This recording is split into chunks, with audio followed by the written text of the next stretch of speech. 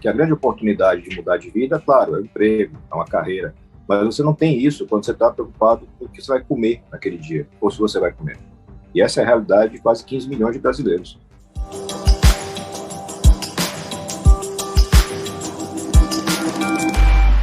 Olá pessoal, como eu sempre digo, a partir de agora, menos emoção e mais razão, estamos aqui para mais um GPS político e dessa vez o nosso convidado é um senador da República. Em seu primeiro mandato ele é senador pelo estado de Sergipe, é formado em Direito, meu colega, mas ficou por 17 anos na Polícia Civil como delegado. Ele faz parte do gabinete compartilhado do Movimento Acredito e é filiado ao Partido Cidadania. Eu converso hoje com Alessandro Vieira. Bem-vindo. Obrigado, Gabriela. Um prazer falar contigo. Prazer é todo meu. Senador, aqui a gente começa com a nossa régua. Eu vou compartilhar com você uma tela, vou te pedir para se colocar nessa régua em algum lugar e só explicar para as pessoas que estão nos ouvindo o que significa essa sua posição no espectro político. Mas, Gabriela, eu preciso seguir a régua?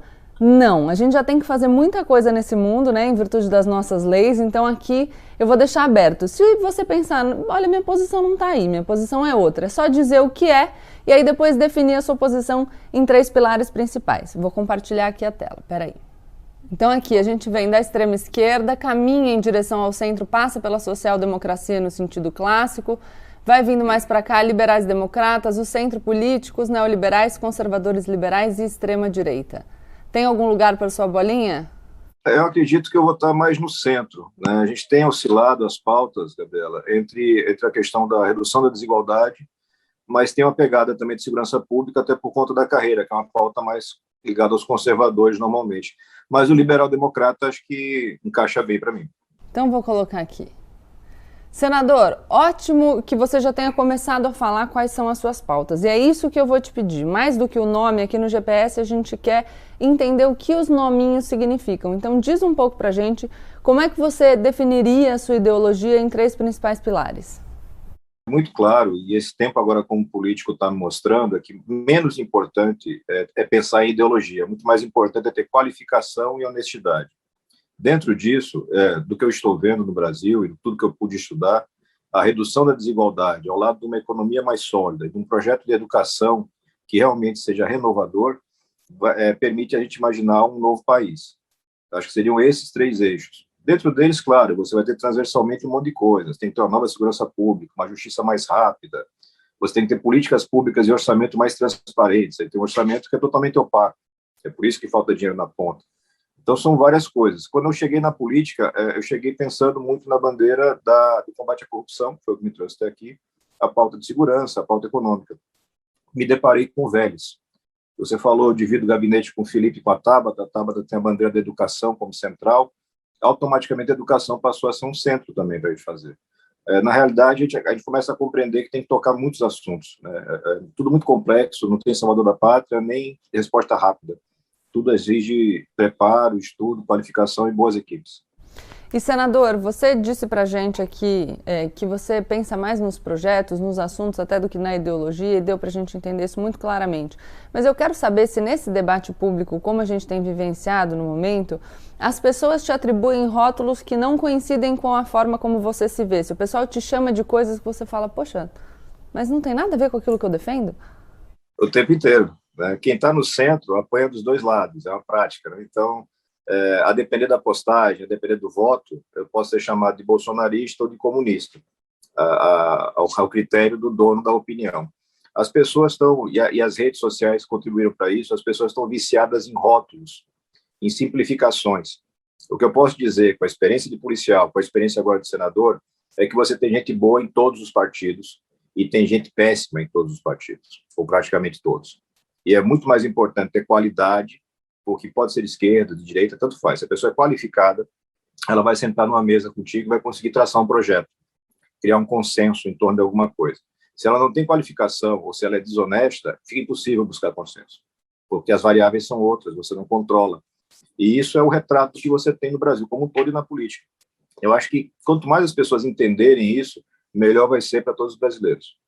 Seguindo aqui as nossas perguntas do GPS, a primeira é sobre desigualdade. Quero saber de você se para você a desigualdade é um problema a ser enfrentado e se a sua resposta for sim, se o principal é combater a desigualdade no ponto de partida, portanto buscar a igualdade de oportunidades, ou se a igualdade no ponto de chegada também é um objetivo. É um ponto essencial. O Brasil não vai para lugar nenhum se não tiver uma redução significativa de desigualdade. E eu defendo que se faça as duas coisas ao mesmo tempo. Eu tenho que ter um programa de transferência de renda imediato, sustentável e robusto, e tenho que ter todo um projeto de inclusão no mercado pela educação. Que a grande oportunidade de mudar de vida, claro, é um emprego, é uma carreira, mas você não tem isso quando você está preocupado com o que você vai comer naquele dia, ou se você vai comer. E essa é a realidade de quase 15 milhões de brasileiros. A gente vive, as pessoas às vezes se desconectam da realidade, né? Eu vejo muitos colegas que pensam em vouchers, em soluções tecnocráticas para as coisas, mas nunca foram lá para ver como é que é uma casa onde a pessoa tem dúvida se vai conseguir alimentar seus filhos. A gente tem que resolver isso. Então, caminhar com as duas coisas é absolutamente viável, não tem problema nenhum, e tem que ser urgente. A renda mínima é urgente. E eu sei que o senhor já falou em educação, falou em segurança pública. Eu quero saber se você fosse hoje apresentar, de novo, o senhor já está no cargo, mas pensando numa candidatura, sua proposta, 3 grandes eixos, 3 propostas para o Brasil.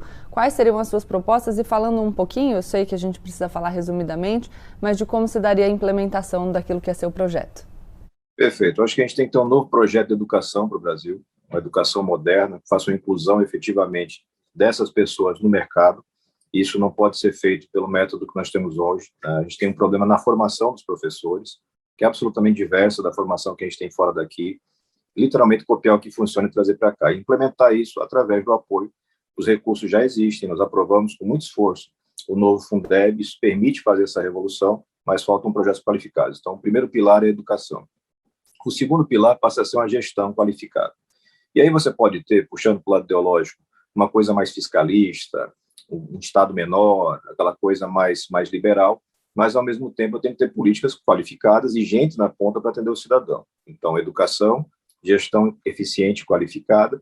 E um terceiro ponto, que para mim é essencial e continua sendo, que é a questão do combate à impunidade. O Brasil é um país onde não se respeita a lei nenhuma. E isso começa dos andares mais altos que você tem em Brasília. Essa disfunção, esse absoluto estado de desrespeito às normas, impede o Brasil como país de se organizar. Porque parece que nada vai dar certo, nada vai ser sério. Você vai fazer todo um esforço e alguma coisa pode acontecer por interferência política, por interferência miliciana, e tudo aquilo ir embora. Então, seriam esses os 3 eixos. E, nesse caso, a implementação se dá, eu acho que liga as 3 bandeiras. A implementação se dá pela política. Não tem outro caminho. Não tem bala de prata, ninguém está caçando lobisomem. É política, negociação, construção de consenso, e chegar em projetos que você tem a condição de aprovar, para fazer um passo a passo de evolução. Eu tenho muita esperança para o Brasil, sabendo que é um desafio imenso, mas acho que a gente tem, sim, espaço e pessoas dispostas a construir. Falta talvez juntar essa turma toda. E já que você diz sobre uma gestão eficiente, eu vou fazer aí o gancho para a nossa próxima pergunta. O que eu quero saber de você é se você acha que o Estado é sempre um melhor gestor que a iniciativa privada ou se existem casos em que a gestão privada pode se mostrar como uma melhor alternativa. Acho que na maioria dos casos a gestão privada é a melhor alternativa, porque ela não é mágica. Então, quando você defende privatização sem pensar em como e o que, você está, de certa forma, defendendo um dogma, quase uma religião. Não é para ser assim. Eu preciso ter um bom serviço prestado, eu preciso fazer as coisas funcionarem. Essa é a grande coisa. Eu posso fazer isso na gestão pública? Posso, mas eu preciso de melhores ferramentas. Eu não tenho como aferir, por exemplo, o desempenho do servidor de uma forma transparente e adequada. Eu não tenho como premiar o bom servidor, não tenho como afastar. É muito precário. Então, isso acaba gerando uma impressão, e algumas figuras públicas fortalecem essa impressão de que o funcionalismo público é obrigatoriamente ineficiente, que toda empresa pública é cabide de emprego. Não é, não precisa ser. Temos algumas lucrativas, mas, sem dúvida, tem que ter uma revolução de gestão e, principalmente, mais transparência. Tudo aquilo que você leva para a luz é mais fácil de melhorar. Aquilo que a gente consegue manter ali nos gabinetes fechados de Brasília é terrível. É muito difícil você mudar um jogo onde estão decidindo as regras dos vencedores de sempre. E como que você enxerga a ajuda do Estado, dessa vez à iniciativa privada, por meio de créditos subsidiados e isenções fiscais, por exemplo? Faz sentido ligado a uma política de redução de desigualdade. Então, se eu tenho, por exemplo, a necessidade de uma política pública de incentivo fiscal para garantir emprego numa região como Norte e Nordeste, faz sentido. Não pode se transformar num derramar de dinheiro sem efetividade. A gente tem um caso, meus colegas do Amazonas não gostam que a gente fale sobre isso. A Zona Franca de Manaus foi uma péssima ideia. Foi uma péssima ideia. A forma de instalação, o custo, a consequência desse custo, enfim, o custo-benefício é muito ruim. Só que eu não posso simplesmente dizer, como se fosse uma coisa mágica, dizer, vamos acabar com a Zona Franca de Manaus. Eu não posso. Eu tenho todo um Estado cuja permanência das pessoas depende daquilo. Mas eu tenho que, paulatinamente, ir substituindo por uma política mais eficiente, mais inteligente, e que possa ser mensurada. Tem algumas pessoas que batem muito nisso. O Marco Lisboa é um cara que fala muito nisso. Eu não tenho métrica para saber se esse investimento público todo que eu faço gera, de verdade, um resultado. Então, eu defendo que você tenha, sim, interferência do Estado, do ponto de vista de incentivos, até o ponto de viabilizar aquilo sem incentivos. Uma política que não tem viabilidade econômica no futuro, pelo menos a médio ou longo prazo, ela é transferência de renda. E aí, transferência de renda tem que fazer para quem precisa mais, não para a empresa. E falando um pouco sobre justiça social, já que você me disse que a desigualdade é um problema, quando a gente fala sobre esse assunto, algumas pessoas ficam preocupadas com o quanto isso significa que o Estado vai interferir na propriedade privada. Então eu queria saber, na sua visão, quanto que o Estado pode interferir na propriedade privada nessa busca pela justiça social? Acho que existe um certo limite daquilo que é necessário. A gente tem uma discussão hoje, por exemplo, a grande interferência, que seria a desapropriação, ela deixa cada vez mais de fazer sentido, porque você tem hoje no agro uma profissionalização, uma mecanização tamanha que deixou de ser aquilo que se imaginava no passado. Vou transferir uma gleba de terra para alguém e vou garantir o sustento daquela família. Não funciona mais assim na maior parte das atividades de agropecuária. Mas você tem, sim, uma interferência do Estado importante que não precisa chegar na questão da interferência da propriedade privada. Eu acho que cabe, Gabriela, ser o mais simples, as soluções mais simples e transparentes são as mais efetivas. Se eu quero garantir uma política pública de transferência de renda, o melhor mecanismo que eu tenho não é uma interferência na propriedade privada, é a tributação. A gente tem uma desigualdade tributária muito grande no Brasil. A diferença de tributação para aquele que é assalariado e aquele que recebe dividendos de empresa, por exemplo, é muito grande. A gente tem todo espaço para construir mais faixas de tributação, alíquotas um pouquinho mais altas, interferindo nessa faixa maior. A gente está falando aí de alguma coisa em torno de 1,5% da população. E aí você tem recursos para fomentar uma política pública. Sem necessidade, acho que o debate de algum tipo de usurpação de propriedade privada está meio fora de época. E agora, outro debate que tem se colocado no Brasil, justiça social e responsabilidade fiscal. De um lado tem um pessoal falando, não existe responsabilidade fiscal sem justiça social, ao que o outro lado responde, não existe justiça social sem responsabilidade fiscal. Toda vez que eu faço essa pergunta, eu nunca lembro se eu falei certo, se eu falei a mesma coisa, mas o pessoal que assiste sempre me entende, porque eu me confundo. Mas eu quero te entender um pouco mais sobre essa balança. É um falso dilema. Né? A gente tem que pensar para que serve o Estado, né? Para que a gente inventou esse negócio chamado Estado? Foi para garantir segurança para as pessoas. E segurança é segurança alimentar, é segurança propriamente dita, pública, é oportunidade de emprego no futuro. Para fazer isso, eu tenho que ter uma boa condição fiscal. O que o Brasil fez ao longo dos últimos 20 anos, 20 e poucos anos? O Brasil foi aumentando sua carga tributária sem melhorar sua prestação de serviço. É aquele pilar que eu falei, falta gestão. Uma gestão conectada com as pessoas. Não adianta eu contratar uma empresa de análise de processos, colocar aqui, tentar, enfim, eu vou fazer um 5S na gestão pública brasileira. Não é isso. É conectar com as pessoas, entender exatamente quais são as demandas e ter essa clareza de dizer, olha, você precisa de uma transferência de renda para um auxílio emergencial de 500, não de 200, ok, o custo é tanto. Eu preciso cortar esse custo em algum lugar ou eu preciso aumentar tributos. Não tem uma terceira alternativa. Então, dá para fazer esse ajuste. A gente tem muito desperdício no Brasil. Isso acontece porque o orçamento não é transparente. Eu entrei, inclusive, com uma ação no Supremo agora questionando o chamado orçamento secreto. Você não pode ter distribuição de recursos sem critério técnico e sem transparência. É inconstitucional e é profundamente injusto com o cidadão, porque depois falta. Então, eu acho que é um falso dilema que serve para esconder isso. Eu não preciso me preocupar com qualificar a minha gestão se eu tenho essa desculpa pronta, de que faltam recursos, ou que tem outra, se eu for criar essa política, eu vou quebrar o Brasil. Não, não vai quebrar o Brasil coisa nenhuma, desde que você faça dentro de uma coisa técnica, bem preparada e lógica. Não dá para imaginar uma democracia onde as pessoas passem o tipo de sofrimento que passa uma parcela muito grande de brasileiros. Não é democrático isso, não é correto. E se a gente se dispõe a participar da política é para mudar esse cenário, não é para deixar tudo igual. Sabe, senador, que eu te ouvi falar várias vezes na sua fala sobre orçamento público, e antes da gente se encaminhar para as perguntas do final, vou me permitir sair um pouquinho do script, porque eu estreiei na televisão, num debate, falando sobre orçamento. E eu lembro que na época eu estava conversando com alguns amigos, porque eu venho do direito também, do direito criminal, então quando eu comecei a estudar orçamento, eu falei, mas que coisa mais difícil isso. Até para quem já fez a faculdade de direito é difícil de entender. E eu falava isso com as pessoas, até vou indicar de novo, mas o Senado Federal tem um conteúdo muito bom chamado Orçamento Fácil, é acessível por todo mundo, vocês podem entrar no site e consultar essa página, eu sempre indico.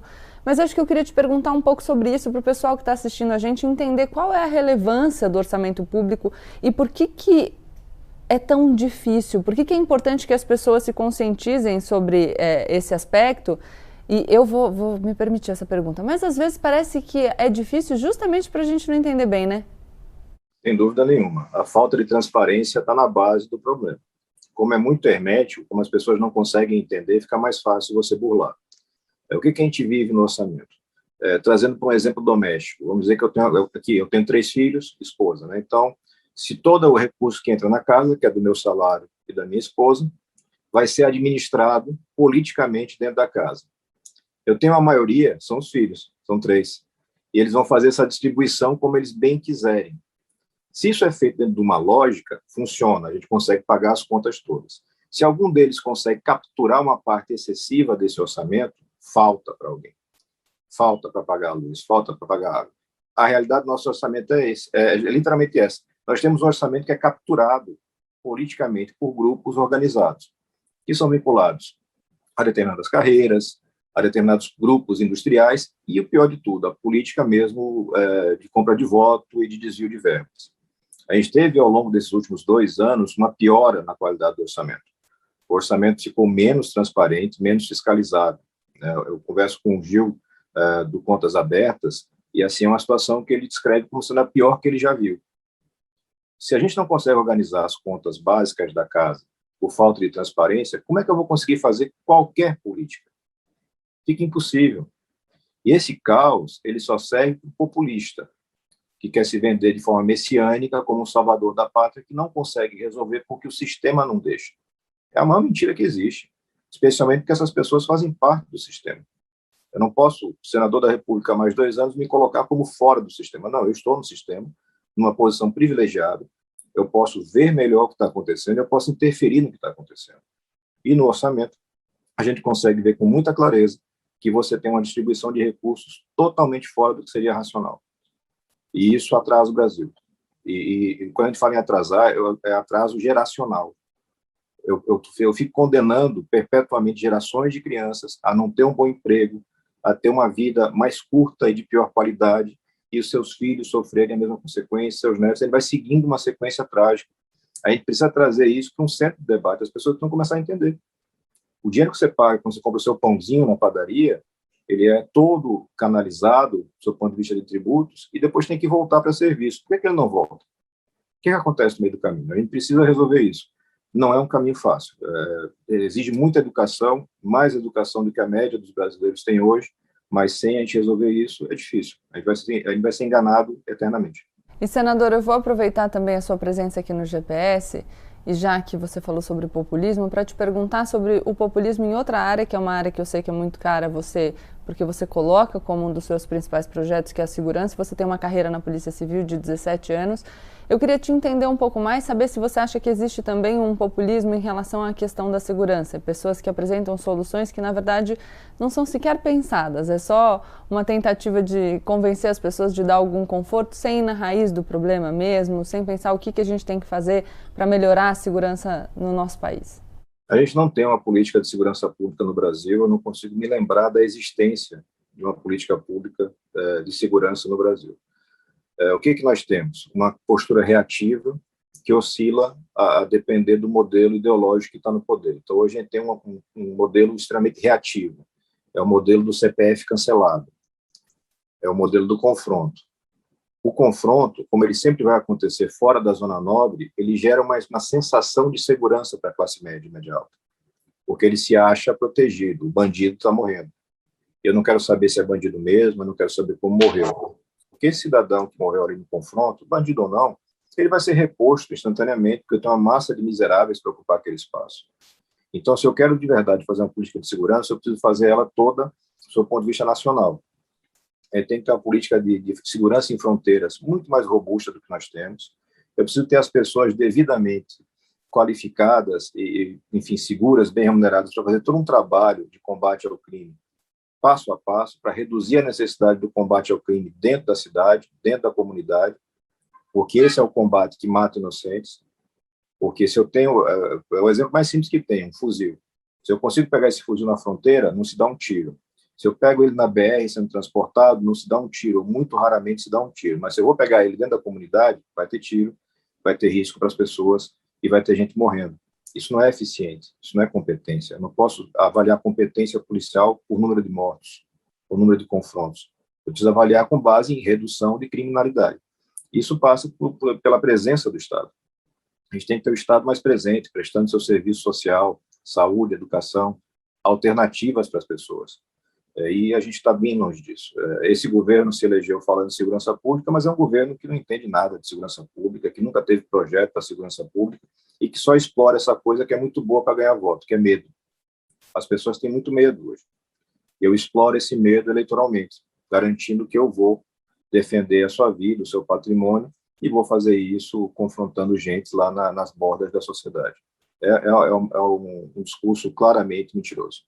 Senador, a gente vai agora para a parte final do GPS, na qual a gente fala sobre diálogo. E eu também já vi pela sua fala que você é um político do diálogo, porque você já começou enaltecendo a importância de conversar com atores dos diversos campos políticos, dizendo que tem gente boa e gente ruim em tudo quanto é lugar. Então, o que eu quero saber de você agora é o seguinte: quem são interlocutores de outros campos políticos, de outros partidos que você considera interlocutores leais e bem-intencionados? E se para você é esse mesmo o clima da democracia? Legitimar a divergência e tentar construir consenso. Olha, a gente parte desde do nosso exemplo doméstico, que é o gabinete compartilhado. São 3 parlamentares de faixa etária diferente, estados diferentes e partidos diferentes. A gente tem a Tabata mais à esquerda, claramente mais à esquerda, talvez eu esteja ali um pouco mais ao centro, e o Felipe um pouquinho mais à direita. E a gente consegue conversar bem, porque os critérios são bons. Quando a gente joga isso para o ambiente ali do Senado, eu tenho parlamentares que são de partidos tradicionalmente envolvidos com problemas, como MDB e PP, que são clássicos da corrupção brasileira, mas que são extraordinários, pessoas honestas, Simone Tebet, Espiridião Amin. Você consegue fazer essa interface, e consegue também nos partidos que estão mais à esquerda. No Senado não tem um quadro como o do PSOL, que é a esquerda mais extremada. Mas eu tenho o PT, aquele PT original de fábrica, vamos dizer assim, de um Paulo Paim, que é um prazer trabalhar. É gente honesta, bem intencionada, que senta numa mesa e passa horas defendendo um ponto de vista de uma forma respeitosa e construtiva. O Nelson Jobim ensinou uma frase numa aula que eu assisti, não sei nem quando. No parlamento, quem escolhe o interlocutor não é você, é o povo. Eu não posso ir para o parlamento e dizer, não falo com fulano porque eu não concordo com ele. Eu tenho a obrigação de falar com todo mundo, porque não sou eu estou representando um Estado. Eu não posso, pelo meu umbigo, decidir, não gosto desse cara, não gosto dela, não falo. Partindo disso, eu acho que as coisas vão avançando e vão somando. Você não pode abrir mão, na minha visão. É do princípio que ele levou até ali. Eu entrei na política com a expectativa de mudar o que a gente tem aí. Eu não entrei na política para fazer o mesmo jogo de sempre e deixar tudo igual. Buscar um caminhão de emendas e de cargos em Brasília, levar para o meu estado e ser político a vida inteira. Eu não quero isso. Eu quero poder voltar para casa, para minha família e deixar claro, olha, eu fui lá e impactei de alguma forma. Mostrei que dá para fazer diferente. É muito mais trabalhoso, mas é mais gratificante também. E, senador, a gente tem falado muito de frente ampla no Brasil nos últimos tempos. O meu público aqui no canal, acho que às vezes eles até pensam que eu insisto demais nesse tema, porque eles falam, pô, Gabriela, nunca acontece nada, será que isso pode acontecer? O que eu quero saber de você é se você toparia integrar uma frente ampla, enfim, caso isso fosse necessário em algum momento, e se você toparia abrir mão do seu protagonismo se você percebesse que isso seria melhor para um projeto para o Brasil. Com certeza, já estou fazendo parte desse processo de um esforço nacional para construir alternativas. Eu não me sinto representado por um retorno do Lula, não me sinto representado pela permanência do Bolsonaro. Então, eu tenho que trabalhar cada vez mais para ter alternativas. E isso passa, sim, por abrir mão de ego, de protagonismo e buscar espaço para que aqueles princípios, projetos que você tem sejam representados. Eu acho que tem muita gente boa disponível, mas a história brasileira não aponta para a construção de grandes frentes. A gente acaba sempre fragmentando, porque a vaidade pessoal, o projeto pessoal se impõe, né? Tem gente que é eternamente candidato, como se fosse a única solução para os problemas. Não é verdade, ninguém é insubstituível, ninguém é a única solução. A junção de boas pessoas é um bom caminho para as soluções. Acho que é um trabalho que está avançando. Tem muitos desafios, partidários especialmente, porque para cada partido sempre é bom ter um presidenciável, porque você potencializa a sua marca, o seu número, mas eu acho que o drama que a gente está vivendo é tão grave, que é uma mistura de autoritarismo com incompetência, como nunca se viu, que talvez a gente tenha energia suficiente para juntar. Eu sei que, da minha parte, eu vou estar trabalhando nisso até outubro do ano que vem. Senador, indo para a última pergunta, que na verdade é um convite. Aqui no GPS eu falo sempre, em todos os meus canais, que a gente precisa cultivar esse clima de diálogo que a gente parece ter perdido, que a gente tem que conseguir sentar para conversar, mesmo com quem não pensa exatamente como a gente, porque eu tenho falado muito isso. Nem eu penso exatamente como eu, sabe? Já mudei muito de ideia na vida, espero ainda mudar muito de ideia, porque a gente está sempre em evolução. Então, nesse momento final, o meu convite é para que você fale com as pessoas que estão te assistindo, diretamente com elas, para quem assistiu até agora, te enxergou como uma liderança e deixe um recado sobre como a gente tem que se movimentar para continuar participando desse espaço cívico, porque a política é a forma que a gente tem para mudar o mundo e as pessoas têm que se sentir encorajadas e esperançosas para participar cada vez mais. Então, espaço para você. Acho que a grande coisa é entender que a política já está na nossa vida, ela não é uma escolha. E já que ela está na nossa vida, vai decidir o nosso destino, é importante que você participe, que você acredite, estimule as pessoas que estão dispostas a participar desse momento, dessa disputa que é tão difícil para a política. Não é fácil. Para gente honesta, bem intencionada, sobreviver, entrar e sobreviver no meio político é muito difícil, mas facilita muito se você fizer o seu trabalho, com a sua família, com o seu grupo de amigos, seu grupo de WhatsApp, e postando informações verdadeiras, pelo amor de Deus. Porque de fake news a gente já está cheio. Muito obrigada, senador. Foi um prazer conversar com você para o GPS Político. Eu que agradeço. Foi ótimo, Gabriel. Obrigado.